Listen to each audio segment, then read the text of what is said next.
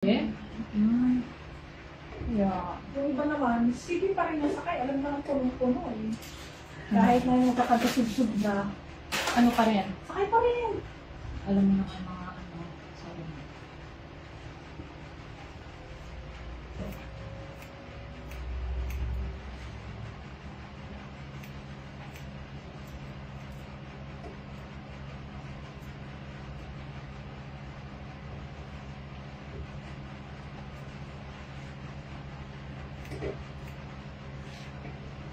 Ang natutunan ko na, pag may boyfriend sa araw ko, hawakan ka talaga sa leg. Siyempre, ano mga yan? Demanding mga yan. Ayaw nila na may kahati. Oo, pero sila yung gumagawa nun. Ikaw, ikaw mo. Sa iba.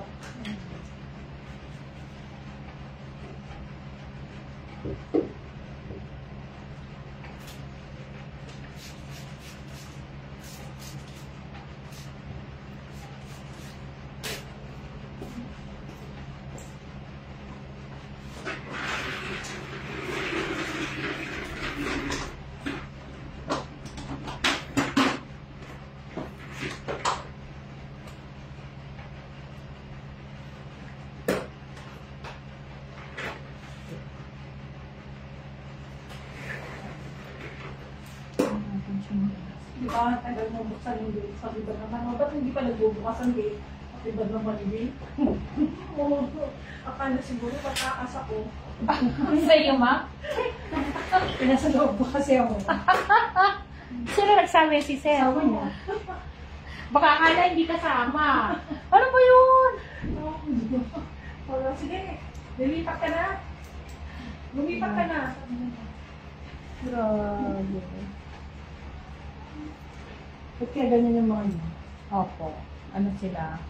Insecure. Takot sa ano, sa kanilang anino.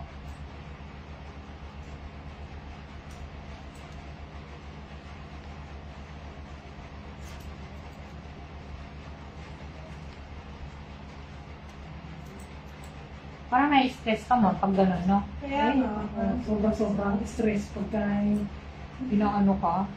nung binibintang. Yung pala, yun naman ang gumagawa.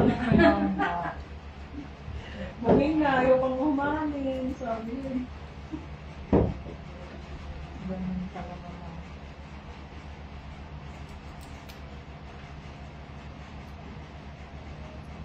Tapos pag nag-ayos ka, sabihin ko, meron kang bilis pa yan. Kaya, Kapag minsan yung sa bilis, kaya pa lang kami bibilap ng pagkain ng aso. Ayos yung sauce mo ah. di ba kayo pupunta lang? Sabi ko, ano yung kaya ito, sleeveless lang naman na parang spaghetti yung blouse. Oo. Ang buhay na po. Tapos sabi ko, gusto mo, lumakad na lang nakapanty. Magpapanty ka pa. Magpupad ka na lang dyan. O gusto mo, gawin ko kaya.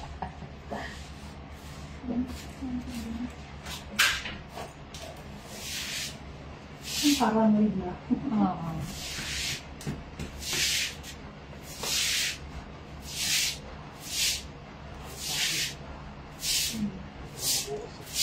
Sabi ko, may ano yun, ibang babae ka. Pero ako, bakit ka na. Parang Kumula lang sa Facebook. Or, pwede din dun pair ko. Damuhan mo. Sige, ayaw mo dun. Pasadahan mo lang. Sa paalalan sa amin. Ganun pa rin ang isip. Alam mo, hindi pa naman yung kumakawa. Harvey, yung electron.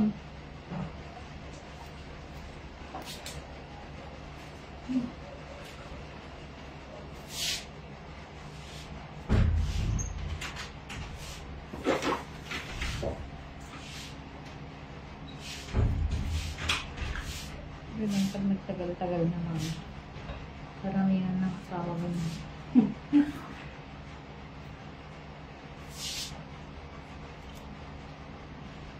Kasi nakakaasar ko, pag aalis, siyempre mauuna siya ng bilis. Ikaw nag-diligid pa lang ano sa kusina.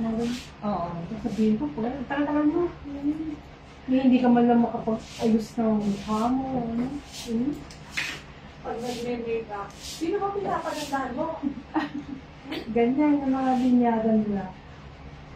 Yung pagkakaano nila. Di ba pwede sarili mo lang? Gusto mo lang makita na maayos Di ka. ba yung iba naman talaga, naka-makeup pa ba? Oo. Ay, yun, hindi naman na ano yun. Parang ano na. Pero pag nasanay kasi na gano'n, ano, okay lang, di ba? Pag nasanay ka na naka-makeup ba? Kaya lang, pag lagi sasabihin, sino pinapaganda mo? Nakakabwisit mo yun. Dapat masanay siya kung lagi kang nakagana, di ba? Ang lalaki. Eh, na pag marating, nakita marami kang bagong damit. Hmm. Marami natin bagong damit. Shopping ko damit. Shopping visit ka, bigay ng mga kapatid. Ang karapali. Bakit? Paano na nakikita? Eh, diba, pag sinuot ko, sabi niya, parang bago yan na. Bakit? Nililista mo? Bago yung damit ko. Okay, sabi niya.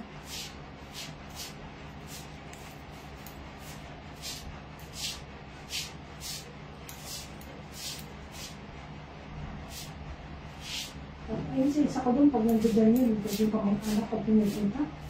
Yung ginawa mag-inuman, tapos Sa inyo.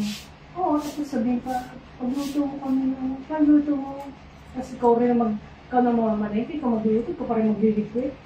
Grabe no? Minsan nalasing yun na naman ginawa ko. Kalasingan niya, tinabi ko sa kanya yung aso namin na saw-saw. Pagising niya, ba't naiyak? Nagulat siya, dahil pagising niya, yumakap siya, bakit iba ata? Nalahibo. Tapos sinalikan siya ng saw-saw namin sa bibig. Ayak ka na rin. Ano sabi niya? Pagising niya, saan na yung katabi ko? Eh, naasar ako. Doon ako sa baba na tulog. Nakakabisi. Asa na? Ito kasi kanina mo, nakaisip ka. Hindi man lang yung intindi na magpapakalasing tapos di ka man lang tutulungan magbitbit. Ikaw na nga napagod magluto, mamahiti. Tingin nila nakatulong tayo. Buti nga sa'yo yan. Kalikang aso. Yun ang ano, Yun yung- parang ano. Yun yung tinuturing namin na parang anak. Ang aso namin. Chow, chow. Ay, sinabihan ko siya. Huwag kang aalis sa kama ha, stay with daddy ha. Hindi doon din siya tulog. Pag-gising niya eh. Ano ma'am, ayaw mo ipa-Brazilian ma'am? Kasi nagpa-fly away talaga siya. Ever since naman kasi, ganyan yun. Pag na-Brazilian siya, maganda ang magiging ano na. Kasi sa sobrang nipis. Oo. Hindi, ano lang, ito lang siya. Ito kasi hindi mo naman Pero ito. Bago siguro mag-Christmas. Para iba naman yung ano.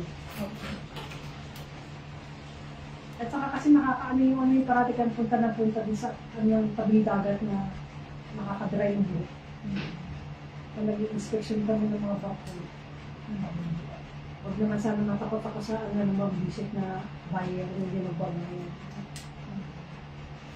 Yung ano rin, yung pagod mo eh.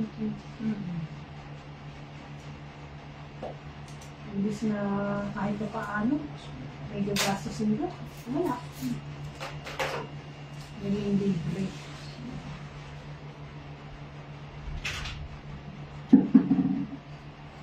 Grabe yun. Ito parang nga na mukha ang magsabi, bintangan pa ako na nakuha ko na sa mga ebidensya mo. Ano ka na. Parang pag binigay ka ng ebidensya kung meron talaga. Ay, wala akong magpakita. Kung ba.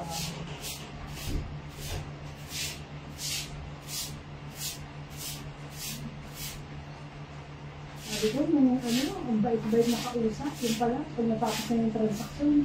Makikita mo ma'am yung ano, yung mga salbahing tao, kapag yung mabuladas, dapat mag-ingat ka sa ganun. Sabi pa sa akin, ay hindi ma'am, ano kami, inaalagaan namin yung mga ahente namin. Kasi hindi sa kanila, hindi kami makakaabili naman. Inaalagaan, ha? Yung sobrang mambola, nako, mag-ingat ka na sa ganun. Yung mga bumibili na kalakas. Oo, mabulat yun.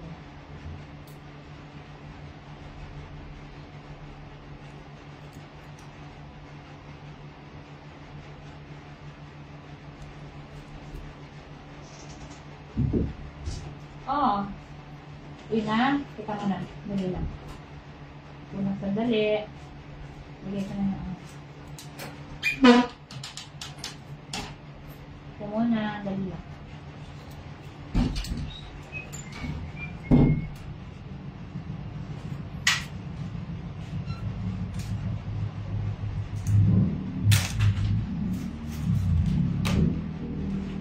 Oops.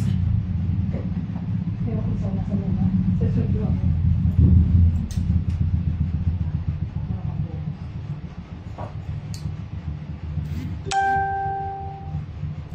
Dali lang mga. Parang pumangit pag minagali ko.